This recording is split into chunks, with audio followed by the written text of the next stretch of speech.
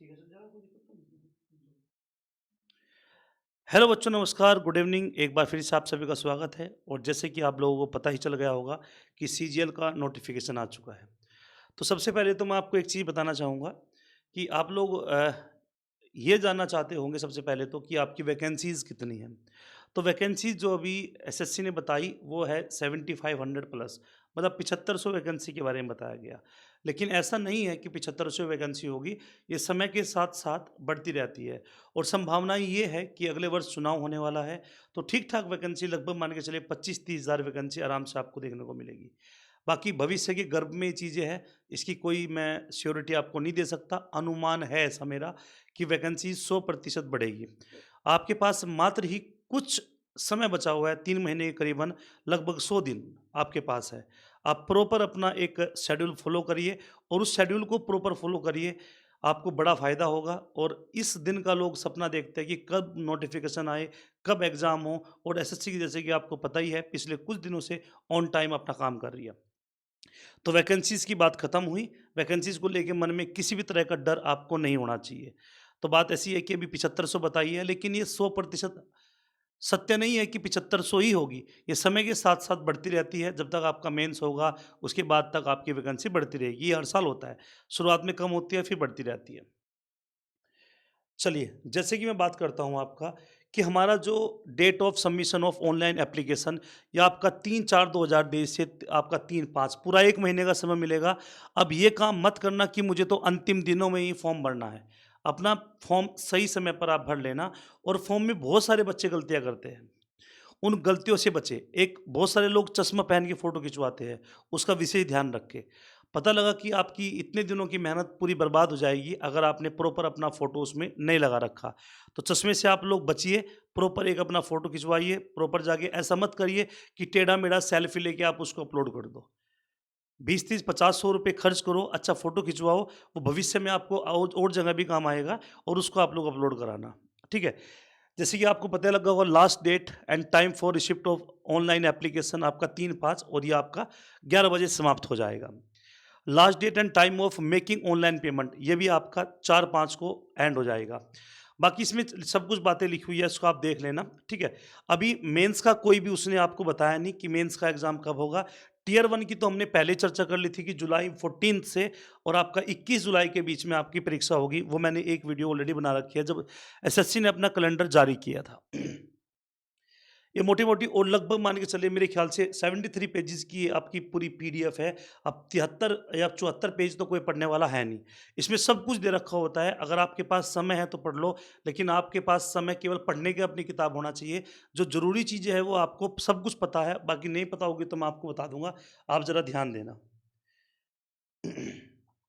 अब सबसे पहले आप लोग ध्यान देना कि इसका जो सिलेबस है, उसके बारे में हम लोग देख लेते हैं एक बार।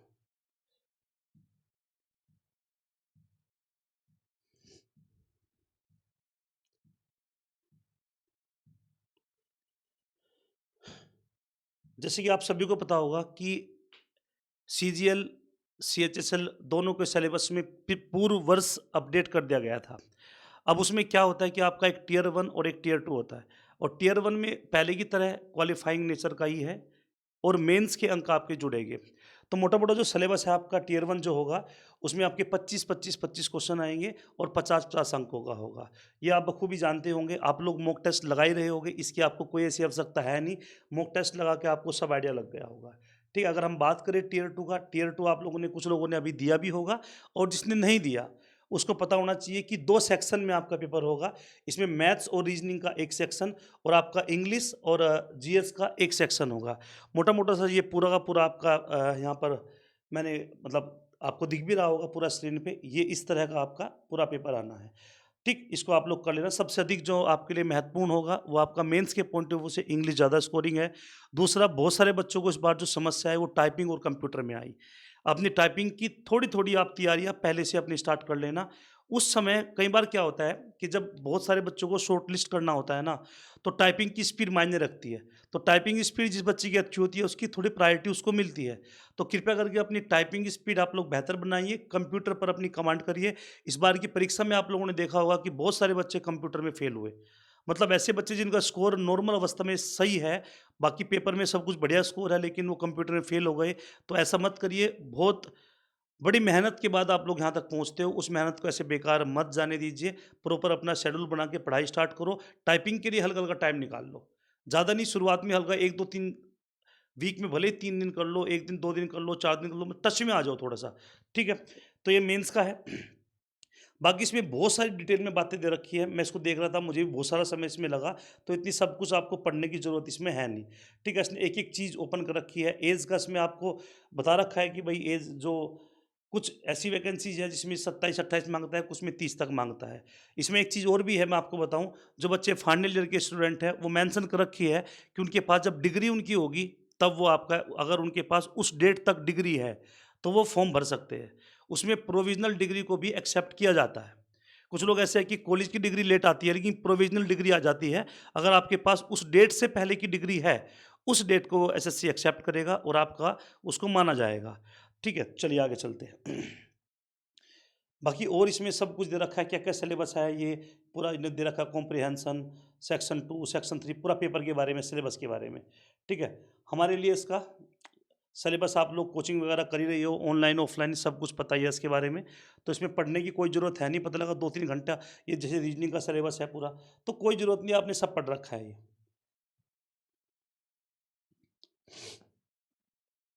ये आपके मैथ्स का सिलेबस है पूरा। इन्होंने कुछ चैप्टर मेंस में इन्होंने ऐड किए, जिसमें आपका प्रोबेबिलिटी, परमुटेशन, कॉम्बिनेशन और स्टैटिक्स, ये कुछ चीज़ें ऐड किया था। ये इस पूर्व वर्ष की भांति ये भी आपका सेम ही रहने वाला है।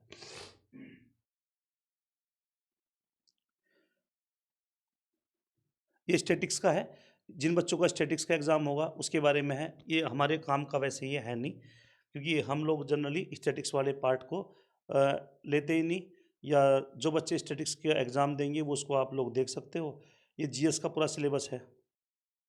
तो इतना सब कुछ पढ़ने की ज़रूरत है नहीं। ये आपका दे रखा है कि जब आप एग्ज़ाम देने जाओगे तो आपके पास क्या-क्या होना चाहिए। आधार कार्ड आपका होना चाहिए, या फिर voter ID, driving licence, PAN card, passport, ये सब कुछ चीज़ें आपका देखो दे भी रखा है कि आपके पास वो फ़ोटो होना चाहिए उसके लिए। तो इसकी आपको कोई भी मतलब रिक्वायरमेंट है नहीं पढ़ने की, ये चीज़ आपको पता होगी, या कोई भी आपका जो सीनियर या कोई भी सहपाठी जो पेपर दे चुका है, वो आपको जब पेपर देने जाएँगे उससे पहले बता दिया जाएगा, हम आपको बता देंगे। तो इसमें इतना डीप में पढ़ने की ज़रूरत है नहीं। मोटी-मोटी सारी बातें यही है कि एग्ज़ाम का फाइनल डेट कब है, एग्ज़ाम कब होना है, ये आपको बताइए। सब वैकेंसीज़ है ये, कौन-कौन सी पोस्ट है इसमें, CBIC, inspector examiner, preventive officer, ये सारी पोस्टें हैं। बाकी मेरे ख़्याल से भी 73 पेज, 74 पेज तो पढ़ने की ज़रूरत आपको नहीं है, ठीक है?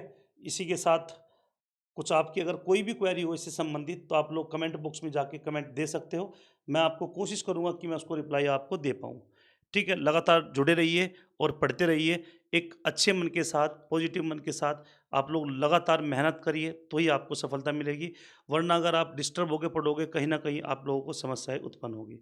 बेहतर है आज से ही अपना टाइम टेबल सेट करो, और आने वाले 100 दिन के लिए इतनी मेहनत कर दो कि मजबूर हो जाए नौकरी आपके लिए, कि आप मान्यवर कहाँ हो, हम आपका इंतज़ार बेसब्री से कर रहे हैं। धन्यवाद, नमस्कार, राम, राम।